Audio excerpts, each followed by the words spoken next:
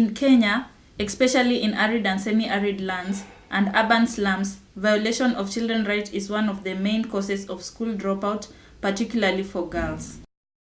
To effectively protect children, it is important to understand the social cultural context under which such violations occur. During a mapping exercise, Wasichana Wetu Wafaulu identified various forms of abuse, harm, and exploitation of children in its target counties. Physical abuse, where in some areas there were cases of children being beaten, both at school and at home, to the extent that some of them broke their hands. There were issues of sexual abuse that was quite pervasive. Young girls were being abused by mostly elderly members within the community. And of course, there were issues of emotional abuse that arose. But most interestingly, in most of the counties that we visited, the issues of harmful traditional practices were persistent, and most of the people still believed that the harmful traditional practices were kind of beneficial to the child. So in harmful traditional practices, we are talking about FGM, that was still persistent and kept most of the girls out of school. There were issues of child marriage. There were issues of bidding, especially in Samburu context, where young girls are kind of booked when they're still very young. And by the time maybe they get to a certain grade at primary level, they're taken out and married off. But there are also cases where some girls who had been booked were completely not going to school. There were also issues of teenage pregnancies that emerged, and especially in counties like Kilifi and Nairobi. But this was closely linked to sexual exploitation and abuse. So we also realized that there was a lot of transactional sex happening uh, within the various settings, also linked to sexual abuse, where young girls maybe were given food or money in exchange for sex, which is a form of exploitation. There were issues that caught our attentions were related to poor parenting, where parents neglected their children. Parents sent their children to brothel in order to get money and to try and support the family financially. We have different ways in which children are exposed to child abuse, and some of the forms of child abuse include, let's say, corporal punishment, and this may happen in any place they find themselves. Probably this can happen at home, it can happen at school, in the community, and any other place that they may find themselves in. Another form would be neglect. We have observed in our communities that some children are actually neglected, and this does not leave out especially the children that are with disabilities. Based on cultural practices and orientations of different parents and communities, you realize that children that are with disabilities are left out, they are ignored, and this has a far-reaching implications in terms of their overall being and even their own self-esteem.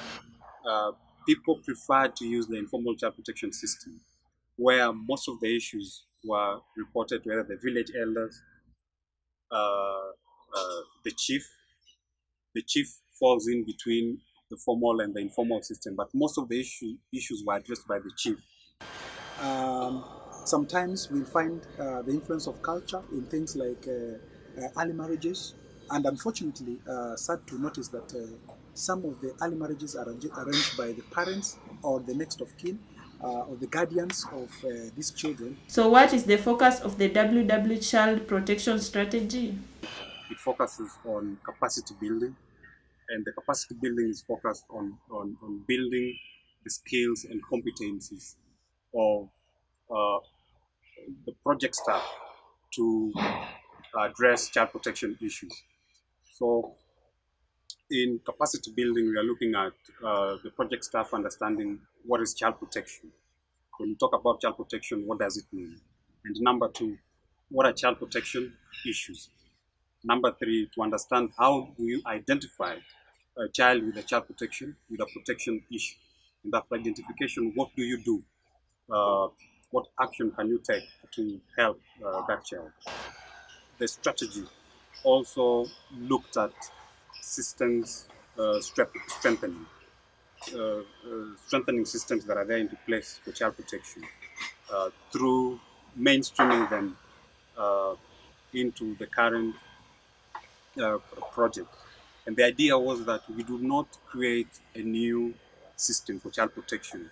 Rather, we use the existing systems to protect children. So we are also looking at building the capacity of, of teachers and the guidance and counseling department within schools to be able to guide and counsel children and also offer psychosocial support to children. And so the intention is to also train teachers and also train the guidance and counseling department. And the other thing that the strategy also outlines is that children have to be part of the capacity building. And so in schools that have the Child Rights Club, we will continue to support them in terms of training and developing materials for the clubs. In schools that do not have the clubs, we will use the existing club structures to mainstream child protection issues, talking about children's rights, the services that are available for children, and what the children need to do when they're either faced with an abuse or to protect themselves from abuse. And we have done 5 trainings for various cadres of staff, both for the Education Development Trust and for the consortium members. And right now we are looking at going forward and conducting trainings at the county levels and also proceeding to even at the sub-county levels. We are also looking at moving forward and engaging, linking up with the Department of Children's Services from the national level and move down to the county and the sub-county levels. All the staff within the school, whether teachers or non-teaching staff, will be taken through the child protection policy and sign and abide by the policy. So we aim at those levels, then we will be able to improve and strengthen the systems that are there to protect children. And this calls for a lot of sensitization, a lot of capacity building of communities, a lot of capacity building of teachers, and even empowering those children on how to take care of themselves. Sometimes learners are abused because they do not know their rights. Take, for example, when you look at sexual abuse of learners, sometimes it may come from the family, from the relatives, sometimes it may come from the neighbors. Sometimes you realize a child has been abused either at school, sometimes it happens at school, or anywhere within the community. There is need for empowering of children so that they can be able to protect themselves from any abuse, either at home, at school, in the church, or in a religious environment, or anywhere in the community. Teachers spend quite a good time with learners in school, from morning to the evening. And because of that strategic position that they hold as teachers, they also are mentors of learners. Over and above their teaching role, there is need for teachers to be empowered in as far as getting to know that they need to protect children and even advise and mentor and even counsel learners as they negotiate through the different developmental stages, so that they have a guarantee of retention in school, so that the school environment has been made friendly for learners to feel comfortable. Sometimes when learners have problems and the environment is not friendly, they are scared or they are confused. They don't know where to run in terms of reporting. If the environment at home is not friendly, then a learner should feel comfortable and at ease to approach one of the teachers and share their experiences. And a teacher who is well empowered will get to know what is the best referral mechanism, what is the next immediate important action that needs to be taken. The issue of child protection is a multifaceted approach because of the dynamics. Cases of child abuse come in different forms and shapes. And this brings in the importance of every stakeholder to play their role in ensuring that uh, we join hands to ensure that wherever children find themselves, they are safe. At home, parents need to be empowered to take care of children. At school, parents or teachers need to be empowered to be able to take care of children and even come up with strategies and policies within the school setup that guarantee a safe learning environment. We have developed not only the strategy, but we also developed the child protection incident reporting form that aims at documenting the child protection issues and facilitating referral of issues to the formal system.